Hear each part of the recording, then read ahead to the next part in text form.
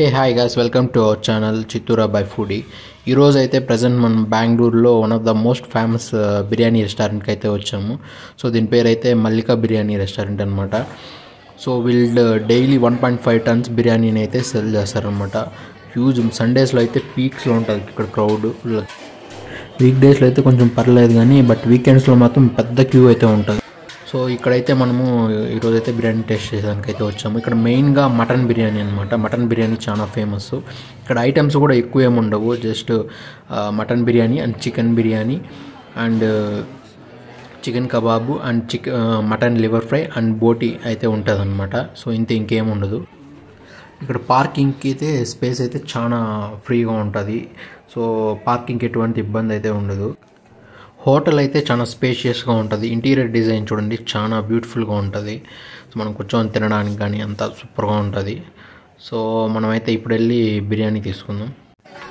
So ఇక్కడ అంటే బిర్యానీ అయితే ఇలా సర్వ్ చేస్తారు. అంటే ఇక్కడ సెల్ఫ్ సర్వీస్ అనమాట. మనమే వెళ్ళి తీసుకోవాలి. టోకెన్ తీసుకొని ఇక్కడ టోకెన్ వచ్చి ఇక్కడ వాళ్ళ దగ్గర ఇచ్చామంటే వాళ్ళైతే బిర్యానీ ఇలా ఇస్తారు. మనమే తీసుకెళ్ళి సో కూర్చొని తినాలని ఉంటుంది అనమాట.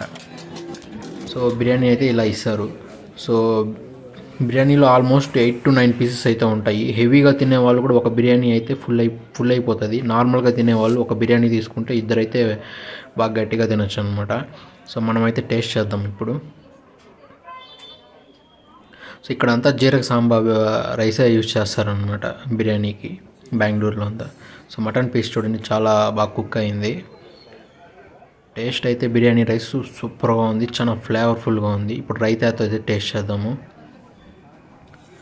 సో రైతాతో కూడా సూపర్గా ఉంది, నాకైతే బాగా నచ్చింది.